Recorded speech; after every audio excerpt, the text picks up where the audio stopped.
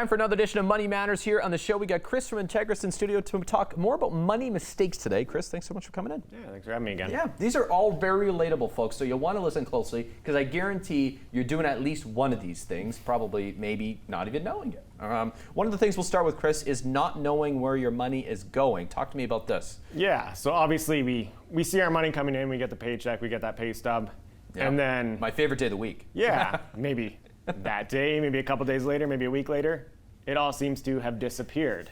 Lots of people don't really pay attention to where it's going, and obviously that can lead to a mistake because there's no money left at the end of the day for potential emergencies or investing. Yeah, definitely. And these are the kind of things like, so you get your paycheck and you probably have the bills set to auto come out, many of them, or you pay them. Yeah. But I guess the big thing is you're just not keeping track of them. Yeah, it's nice to kind of, you don't have to write everything down, but to get kind of that baseline of maybe look at the last couple months and just say, where did all my money go? We always sometimes call it the latte factor. It might now be the subscription factor. We have our Netflix, we have our Disney Plus, we have our Apple, whatever, on and on and on. People get those too now. Yeah. You might not even know you're spending $50 a month on subscriptions until you go, whoa, I should just watch CKPG for free. Exactly. It's not like that one big thing. It's just lots of little things just adding up. There you go. Okay, money mistake number 2, no emergency fund. You touched on that here, but talk to me a little bit about emergency fund and what that should be used for. Yeah, so generally we kind of say 3 to 6 months of expected expenses in kind of a account that's readily available, nothing that's going to be fluctuating a whole bunch, just because when something comes up, an emergency, you lose your job, house repair, vehicle repair, you want that money available to go towards that and cover those expenses versus having to borrow money, put it on the credit card, and just compound the problem. Yeah, of course, because the interest on the credit card's a lot worse than the interest even on I guess a line of credit would be a little bit better. A little bit better. Yeah. And then obviously you don't want to pull out of your investments. Nope. If the markets are doing things that we don't like. And yeah. You don't have to worry about that timing. Yeah, so the ideal thing, so you said, 3 to 6 months, ideally. I mean, I guess some is better than none, though, always. For sure, yeah. Okay, the next one is lifestyle creeping, and I find myself a victim of this. Yeah. Your income goes up, but so do your spending habits. For sure, yeah. Some people get that tax return and they say, ooh, I'm gonna buy a trip, I'm gonna buy this, and then it's gone. You have your income, maybe you get a raise, and you say, ooh, I can afford an extra lunch or this or that, and then it's gone. What we really want to see is before you kind of get used to spending that extra money, maybe setting it aside, putting it in some investments and having it grow. Because lots of people, my income's going up, but my savings aren't going, what's kind of going on? So build those habits when it first happens versus kind of trying to play catch up once you're used to spending that extra money. I guess it goes back to the emergency fund thing. You could auto direct funds to go to that, and maybe it's like, oh, I didn't get a raise, but I did because it's going to offset that. You kind of add it as an extra bill. Exactly. Pay yourself first. Pay yourself. I like that. Yeah. Waiting too long to invest. Yeah. So obviously, the earlier you start, the better it is. Albert Einstein said, compounding is the 8th wonder of the world. The longer time you have, the more time you have for money to grow on top of money, on top of money. A+ reference, by the way, I was just going to say. Yeah. But yeah, so the sooner you get in, the better. It builds on the next one as well, trying to time the market here, Chris. There's no time in the market. Yeah. I mean, I guess, maybe, but not really. To throw out another soundbite, it's not about time in the market, it's about time in the market. Ha! Wow! What we like is kind of the consistency, putting things in regularly. If you're doing that, you're probably, compared to a person that's doing like the best timing possible, there's not going to be too much of a difference. Just kind of get it in there consistently. Especially these days with what's going on in the world, we all know it. There seems to never be a perfect time to do the perfect investment. It's always, well, this is going on, that's going on. It's just like, just get it in there. Yeah. Okay, not using the right account. This is a good one because there's many different types of accounts, different acronyms. You probably don't understand all of them. We try to build on them here, but we've talked about some of them in the past. But yeah, there is so many RSPs, TFSAs. Each of them have a different kind of use case and what they're designed for. People just kind of hear registered retirement savings plan. That's where I need to save my money. But if you're using that as a place you're maybe going to pull from an emergency, saving from a holiday, or saving for education, that might not be the best spot. You don't want to get taxed if you don't have to, essentially. So kind of decide what account makes sense first for what your goals and objectives are, and then kind of worry about the investments after that. I like it. If you have any questions, of course, talk to a financial professional. And the last one here, we made it through here, Chris. I wasn't sure if we we're going to. Chasing trends. Everyone loves this. Bitcoin is probably the #1 most relatable, but. Yeah, so I don't want to say that trends are bad. You just have to kind of understand what's behind them and make sure you know what you're getting yourself into. Dogecoin. Yeah, some of them might have potential, some of them might fit your risk and kind of timeline. But you don't want to follow advice from something you see on social media that says, buy this, and then you just go and buy it. Yeah. Get yourself educated on it. It might work for your plan, it might not, but make sure that education piece goes along with it, because yeah, the education is power. I think that's another quote. Yeah. Or I made that up maybe, but I like it. You're full of the good stuff today, Chris. Yeah. So thanks for this. Some money mistakes. Hopefully we prevented you from making one, maybe multiple. Of course, you can watch us as many times as you'd like on demand on our website, ckpgtoday.ca, and that is where you'll link to the Integris website, where a financial professional can help you as well. Thanks so much for coming in today. Thanks for having me. Money Matters on CKPG Today is brought to you by Integris, a division of Coastal Community Credit Union. From here, all in for you. Miss an episode? That's okay, life gets busy. We get it. Or maybe you didn't miss anything, but you're here to watch that one feature again because honestly, it was that good. No judgment. Here's the good news. You can relive every moment of the CKPG Today show whenever you want. Head over to ckpgtoday.ca, click on the Today Show tab, and voila. So grab some snacks, kick back, and binge away because let's face it, life's too short to miss out on great local TV.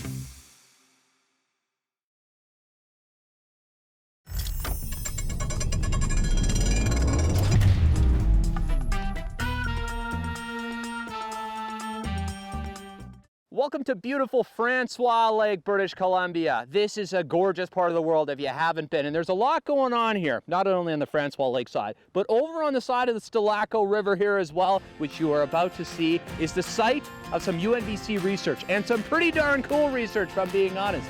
Taking you along here for some snorkeling on this edition of our Campus Connection.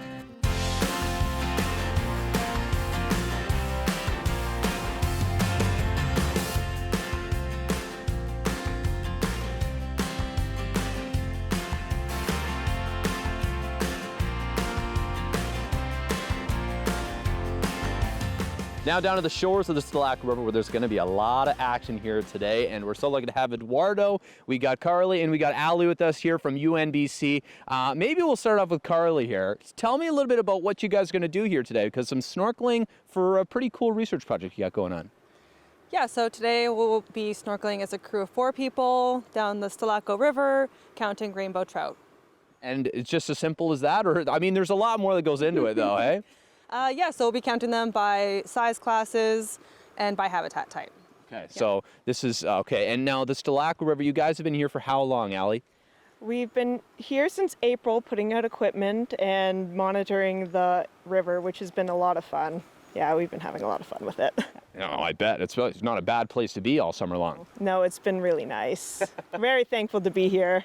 Okay, and Eduardo, now tell me about the project overall here. You've been working on this for how many years here in the Stellako? In the Stellako, I think we just started this year, at least in terms of field work. Carly has been conducting an analysis of a long-term data set that the ministry collected starting the late 80s, and some of the findings kind of spurred the beginning of this project too, looking at the effects of temperature on the juvenile fish. Yeah, so rainbow trout are, I guess you guys are learning how much they're influenced by temperature. That's kind of the overall hypothesis of this? Correct, yeah. So this is what we call a field of thermal ecology. It's just looking at how temperature influences, in this case, fish behaviors, reproduction, survival. We started by primarily looking at how they, using the different thermal areas of the river. They're not homogeneous. They have different temperatures along its length, across its width, influenced by a number of different things. So they're looking at how the fish can explore these areas to maintain a body temperature that they want to be maintaining, which enables them to kind of optimize their physiology, their growth and survival. And then down the road, we're going to be looking at how the temperature influences the survival of the fish directly. Interesting. Okay, so there's a lot going on here. You described as counting rainbow fish, or rainbow trout. There's a lot going on here. Now, what is it like to snorkel this river? You guys had to take quite a bit of training for this too. Yes, so we took swiftwater training and we've had extensive snorkel training with John Hagan, our collaborator. Yeah, and is it as easy as you thought it would be, Ali, or harder? It depends on the time of the year. At the beginning of the season in May, the flow were pretty high, the water was high, it was a little complex, but it's gotten a little easier with the water going down, especially with this heat. It makes it a lot warmer. So I'm hoping it only gets easier from here. Well, it's good. You know, I was going to say I could probably lend a hand in counting today, but I don't think I could count much higher than 5. So I don't know how many trout you guys are counting here, but it's probably a lot higher than that. Yeah, a lot higher than that.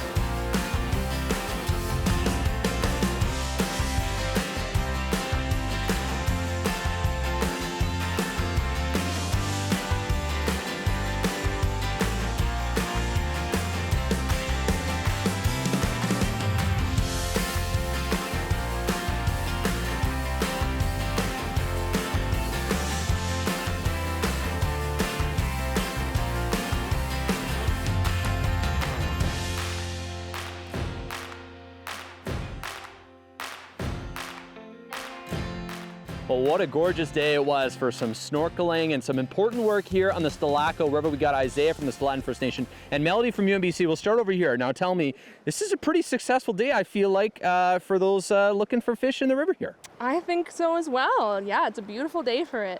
Yeah, so tell me a little bit about what happens now. They get the data, then what? Yeah, so they'll bring this data back to UNBC, and then Allie and Carly are going to throw the data into some coding software and work up some magic, do some modeling to figure out the thermal preferences of the fish, as well as see where they are in the river in relation to temperatures. Yeah. And of course, this is not a one-day activity. This has happened for a while here. Yes, this is the 3rd month of it now, and it's going to go till August. Wow. Yeah. Very, very cool. And now just for people watching here, I don't know if people realize the opportunities that UNBC students have, but I feel like as a grad student, could you ask for a better research project than this? Oh, absolutely not. No. How many different projects get to snorkel incredibly famed fly fishing rivers?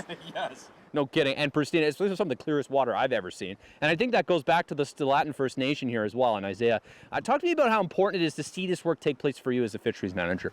Oh, it's incredibly important to the nation and also to the UNBC grads here, and also including this beautiful background of the terrestrial territory and having, something that's been here since time immemorial that we're taking care of with UNBC and with other graduate students that like Allie and Carly and the team that Eduardo has put together here. It's been excellent, and it's been super important to keep that relationship going with the nation because it drives us to understand the river a bit more and understand what is important to protect and how we can protect it in the future. Yeah, I was going to say, I guess that bodes well to the answer that, you're going to get from the data here that UNBC gathers. Some answers for the Stellako Nation as well of what's happening here in the river. Yeah. Oh, exactly. Like as we can tell with climate change, It's been warming up. There's been hotter temperatures. We haven't been seeing as much rainbow trout populations here since the 80s and for a long time here. And we want to, get some more definitive answers of where they're at in the system and how we can protect the more incredible, pristine habitat here and see where these parts of the rivers that we should be prioritizing over others. Yeah, definitely. Well, thanks for your time, you both, today. This has been fantastic. Another edition of our campus connection with the University of Northern British Columbia, and it is a fantastic one here on the Stellako River, or Stellako River. Can you get any better than this? I don't think so.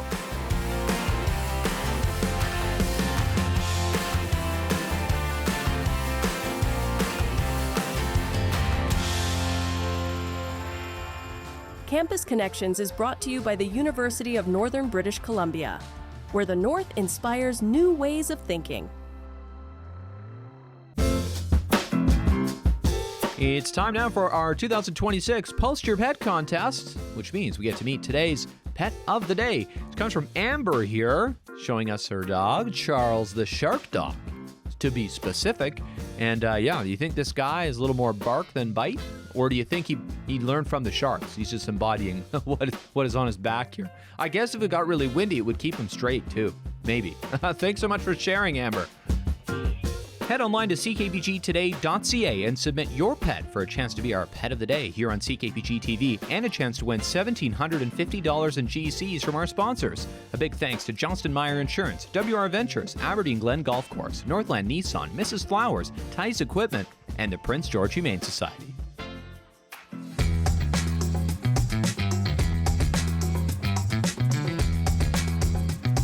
Tired of missing the good stuff? Let CKPG Today come to you. Our new weekly email newsletter delivers local stories, contests, and can't-miss moments from the show straight to your inbox. No digging through social media anymore. It's free, it's easy, and it's very local. Sign up now at ckpgtoday.ca or by scanning the QR code on your screen now.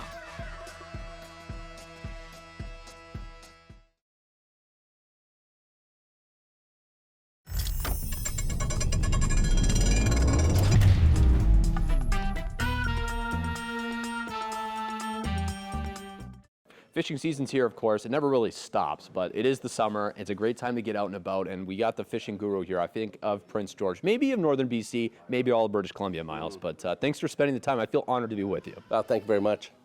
So tell me, how is your fishing season going this year so far? Well, it's going outstanding because everything's biting right now. The bug activity is really good. The fly fishing's really good.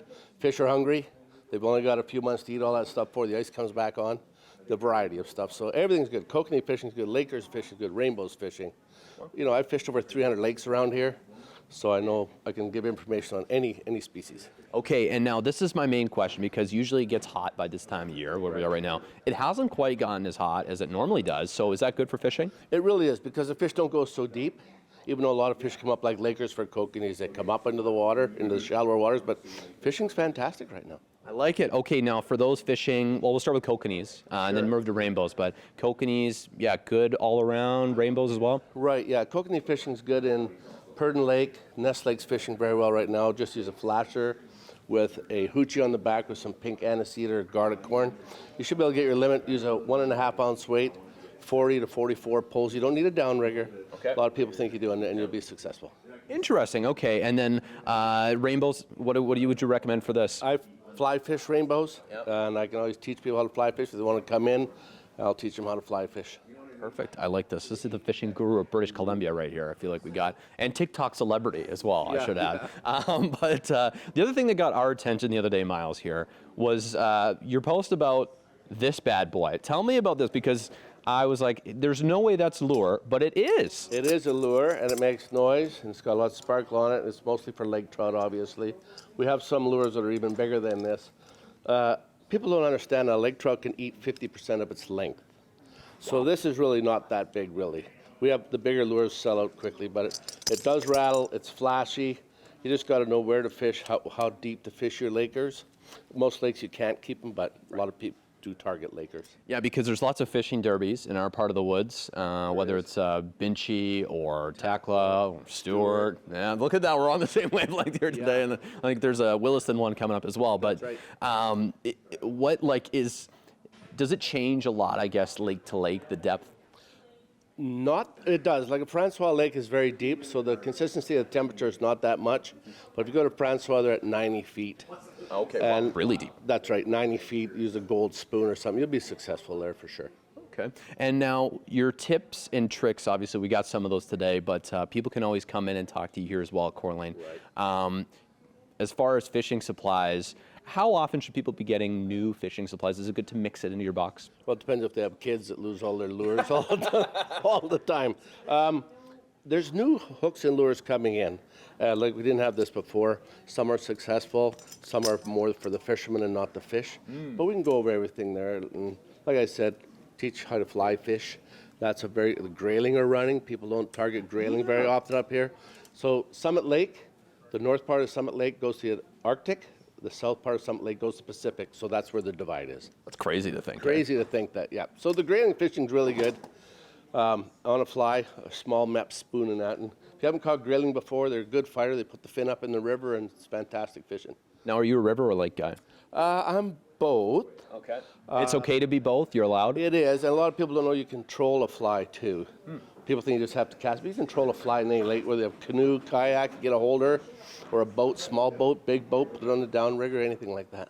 I like it. Well, thank you for your time today, Miles. This has been great. I feel like I've learned a lot, and you can come learn a lot too. You just come visit Miles at Coeur d'Alene or watch the social media pages Or too. you can follow me at m.s. Outdoor Adventures. I like it. Fishing Guru Miles. You never know what you're going to find on his page. Just Maybe remember- it'll be this. Sorry, just remember, take care of the outdoors, Yes. and the outdoors will take care of you. That's a good lesson. Definitely come. Thank you. Thanks. I appreciate it. Thanks.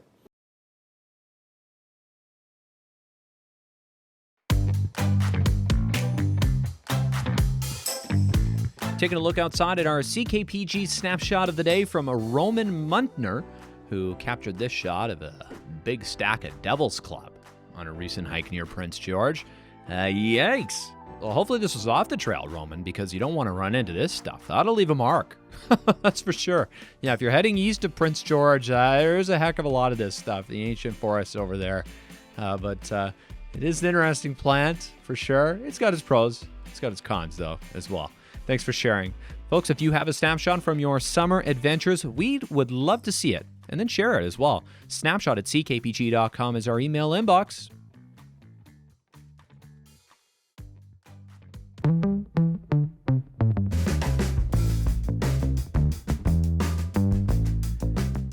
Taking a look back to 1996 at this paper feud. That's right, recycling in Prince George caught in a vicious circle. The companies that collected paper products in the city were seeing a slump in the market, so they didn't really want to collect the paper because they couldn't do anything with it. Of course, local homes and offices were still pumping out the used paper, but the buyers, they didn't want it because world demand for paper was very poor at this time. So what happened? Well, a lot of people ended up using newspapers for things like puppy training instead of recycled goods, according to this article here from 1996.